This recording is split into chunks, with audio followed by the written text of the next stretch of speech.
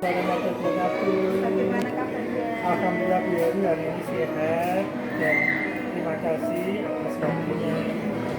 Kita kan nanti akan mencoba untuk kita yang rencana Pak Darus nanti akan mengangkut pelajar luas.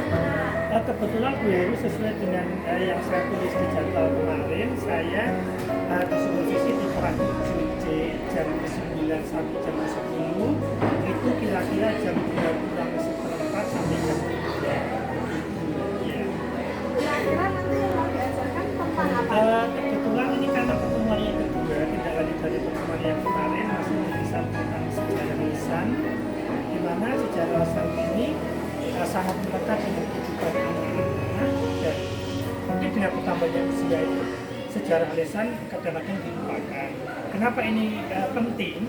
Karena dalam sejarah lisan itu banyak sekali muatan-muatan karakter yang akan disampaikan oleh si pengarang walaupun itu bersifat aneh. Sehingga sasaran saya atau tujuan dalam proses pembelajaran itu nanti ya yang pertama anak-anak akan mereview kembali ke masa lalu tentang sejarah lisan, cerita-cerita yang pernah didapatkan dari keluarganya, khususnya mungkin kakeknya atau neneknya. Kemudian dari situ anak akan kita simpulkan apa tuh sebenarnya definisi dari sejarah lisan, kemudian yang kedua jenis sejarah lisan itu apa saja, ciri atau indikator sejarah lisan.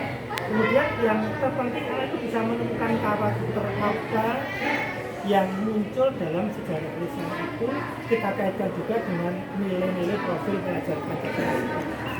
Sesuai dengan tujuan yang disampaikan yang mudah-mudahan. Kenapa memilih kelas 7C, Pak? Mungkin karakternya dari anaknya bisa diceritakan. Kebetulan gini, saya melihat setiap kelas, karena kebetulan saya mengajar di kelas 7A sampai 9, saya random saja, karena setiap anak kelas itu punya kekhasan sendiri-sendiri. Kenapa saya ambil 7C? Kebetulan karena saya punya tantangan tersendiri bagaimana suasana anak itu di jam terakhir. Secara logika itu biasanya wajar kalau aku bosan kalau dari jam pertama sampai jam terakhir, tapi itu bagi saya tantangan saya tersendiri untuk membangkitkan kembali. Jadi kalau di jam pertama mungkin masih fokus iya, gitu ya. Kalau jam terakhir kan mungkin dengan strategi lah ini kira-kira Pak untuk anak-anak biar tetap fokus menghadapi pembelajaran meskipun di jam terakhir sudah capek kondisinya. Kira-kira nanti akan merencanakan metode yang seperti apa Pak? Yang pasti gini, dari strategi yang saya tampilkan adalah strategi di mana itu strategi yang tidak didominasi oleh guru.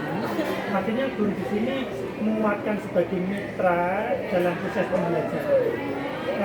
Ini akan saya wujudkan dalam bentuk membangun kerjasama lewat kooperatif learning begitu.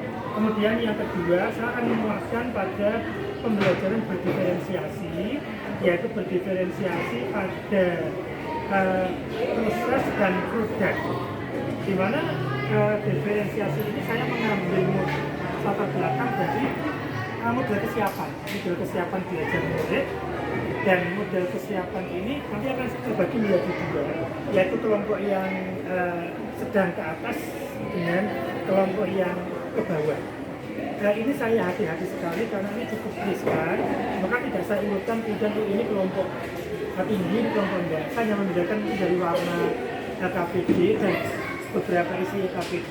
Kemudian untuk menguatkan di dalam pendekatan proses diferensiasi, saya akan mendampingi secara maksimal pada kelompok-kelompok menengah ke bawah. Atau pada kelompok yang menengah ke atas itu lebih banyak adanya memancing saja. Karena mereka sudah memiliki kesiapan belajar yang lebih maksimal. Jadi datanya diambil dari mana? Datanya saya hanya random saja, satu dari tugas sebelumnya. Biasanya sebelumnya anak-anak memang saya beri tugas untuk membuat mind mapping begitu. Dari mind mapping itu ketahuan kedalaman penguasaannya itu. Kemudian yang kedua saya menggunakan dari ulangan sebelumnya, yaitu debat keluarga gitu. Terus kemudian yang ketiga ya saya berbincang-bincang dengan wali kelas, di mana wali kelas kan punya data yang dari BK dari 3. Kemudian yang kedua, strategi yang kedua yaitu saya menggunakan penguatan ini sosial emosional, karena saya menyadari ke depan itu anak-anak itu sukses bukan karena mungkin pada pengetahuan, tetapi pada soft skill yang harus dia keberanian berpendapat, keberanian memahami pendapat orang lain, sampai dengan mau mendengarkan orang lain, dan keberanian untuk maju ke depan. Banyak ya Pak KS. Iya. Kira-kira nanti akan ada stop teknologi yang kayak stop atau nanti ada es breaking atau apa untuk anak-anak? Stop itu apa ya Bu? Saya belum paham. Kayak berhenti sejenak. Oh gitu. Saya mencoba nanti gini, karena saya penasaran membaca gini biar murid dalam proses pembelajaran itu seperti kurva begitu. Awal-awal itu kurva itu akan naik begitu. Kemudian dalam pertengahan itu biasanya dengan berbagai macam kondisi, mungkin capek, lelah, mikir berikutnya begitu, suasana itu akan turun semangatnya. Maka akan saya berikan sebuah ice breaking sebentar, mungkin mengingat kembali dari yang dituliskan di awal. Dari awal anak-anak itu akan menuliskan bagaimana suasana di hati sebelum pelajaran, termasuk apa yang harus dia syukuri begitu. Harapannya itu dengan itu kita kaitkan dengan orang tua dan lain-lain, semangat bisa tumbuh kembali. Luar biasa. Mudah-mudahan nanti berhasil Iya, ya Pak terima untuk kasih. pembelajarannya dan anak-anak tetap semangat, itu yang Iya, paling terima kasih, penting, mohon bimbingan. dan tujuannya bisa tercapai. Terima kasih Pak dari atas waktunya. Mohon maaf kalau diganggu. Nanti kita waktunya kita lagi sedikit ya. Terima kasih. Selamat siang. Waalaikumsalam warahmatullahi wabarakatuh. Sekian Bu Heru. Ini pas lagi nggak ngajar nih. Iya, kebetulan saya ngajarnya jam 3. Ini mohon maaf, ini saya mau izin untuk pasca observasi. Kemarin kan sudah masuk di kelas ya. Ya ini baru bisa, karena kemarin kan pas jam terakhir, jadi Iya, kayaknya betul. Iya. nggak kecapek. Masih ingat ya dengan Masih Bu Heru, bahkan nanti saat ini juga meminta masukan berkaitan dengan proses pembelajaran. Harapannya nanti bisa lebih baik lagi, tentunya kemarin masih banyak kekurangan. kira-kira perasaannya bagaimana setelah Dari yang saya rencanakan, perasaan saya belum puas Bu. Belum puas ya, kalau di persentase mungkin di angka 85%. kenapa kok Satu, mungkin kendala di jam terakhir begitu. Terus yang kedua, berefek kepada murid juga agak capek. Terus yang kedua itu alokasi waktu karena saya ingin merespon murid seluas-luas dalamnya, tapi karena keterbatasan waktu, maka akan saya perbaiki dalam tahap berikutnya di kelas yang sama maupun mungkin di kelas yang lain. kalau secara urutan di modul ajar, apakah semua langkah-langkah sudah bisa Secara umum sudah kami terapkan juga semuanya, cuman yang belum maksimal yaitu pada proses menguatkan kendala kritis anak-anak itu, waktu diskusinya itu yang belum begitu maksimal begitu. kalau Ya. yang untuk KSE sama diferensiasinya? Diferensiasinya sudah berjalan, menurut saya sudah karena saya mengambil diferensiasi proses, jadi saya mendampingi anak-anak yang kesiapan belajarnya belum begitu maksimal. Terus KSE, terutama pada tahapan stop, KSE dulu, penguatan diri sudah kami praktekkan, sudah kelihatan. Anak itu memimpin doa tanpa disuruh begitu, sudah ada kesadaran diri, termasuk anak yang berpresentasi juga sudah muncul begitu. Cuman pada tahap saya ingin memberikan anak konsentrasi dengan berhenti sebentar itu belum maksimal. Artinya masuk di konsentrasi Iya, anak yang konsentrasi anak belum maksimal. Ya. kalau secara ini Pak, maksudnya kira-kira dari pembelajaran itu apakah tujuan pembelajarannya sudah bisa Tujuannya kalau dilihat dari urutannya itu ya mungkin di angka 90% begitu, karena evaluasi terutama pada penilaian tertulis itu belum bisa terlaksana. saya lakukan di pertemuan berikutnya begitu. Jadi urutan-urutannya sudah keluar semua sampai dengan tahap refleksi juga sudah ada, menyimpulkan juga ada, cuman ya kepuasan belum maksimal begitu. Ya.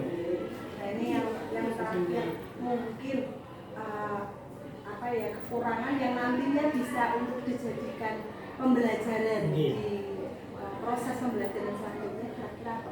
Rencana saya apa yang terjadi di tadi itu kemarin berarti kemudian sudah saya analisis begitu, yang jelas pasti saya akan memperbaiki di kelas yang sama begitu, di kelas yang sama pada pertemuan itu selanjutnya, dan akan saya terapkan di kelas yang lain juga. Harapannya diferensiasi ini pembelajaran yang sesuai dengan kebutuhan murid akan dilakukan di semua kelas.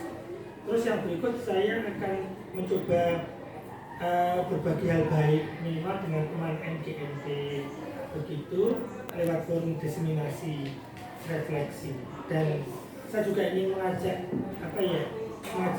pembelajaran kolaborasi.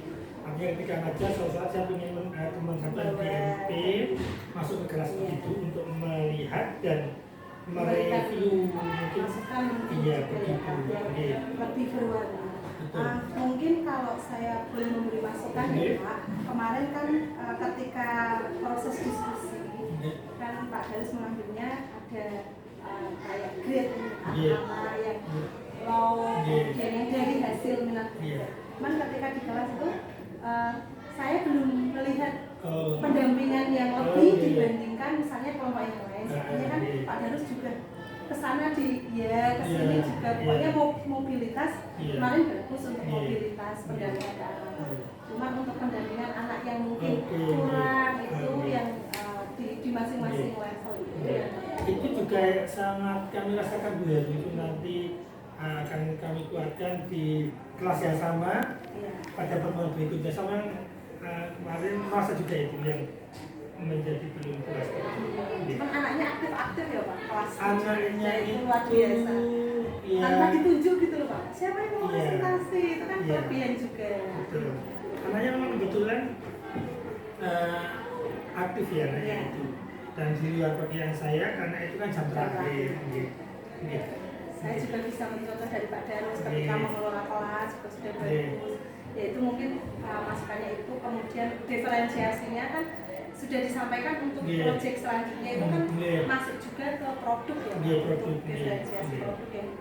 Ini produknya sedang, kebetulan mereka pertemuannya kan besok, itu tadi kemarin sebelum pulang anak-anak itu gini, Pak kalau mengerjakannya sebagian di sekolah boleh, maka dulu kalau kamu di sekolah saya bisa melihat proses. Iya Pak, selain kira-kira di posisi mana Pak Darus kemarin kan memperlakukan siswa itu sudah bisa masuk ke apakah di posisi manajerial, apa masuk di penghukum atau apa yang paling dirasakan ketika observasi? Saya itu pengennya kan saya sebagai mitra belajar mungkin saya kemarin memposisikan itu masih di tengah-tengah antara mungkin saya itu sebagai pemantau intip-intip di baru mungkin memposisikan mitra atau apa begitu, tapi posisi memantaunya itu masih kelihatan sehingga anak itu jadinya motivasi dalamnya itu belum maksimal. Terima kasih sekali masukannya atas ini, semoga nanti sudah mengganggu Dewi ini masukan. Terima kasih Pak Darus. Sama-sama Dewi, iya, amin, sama-sama Dewi. Pembelajaran. Terima kasih. Maaf kalau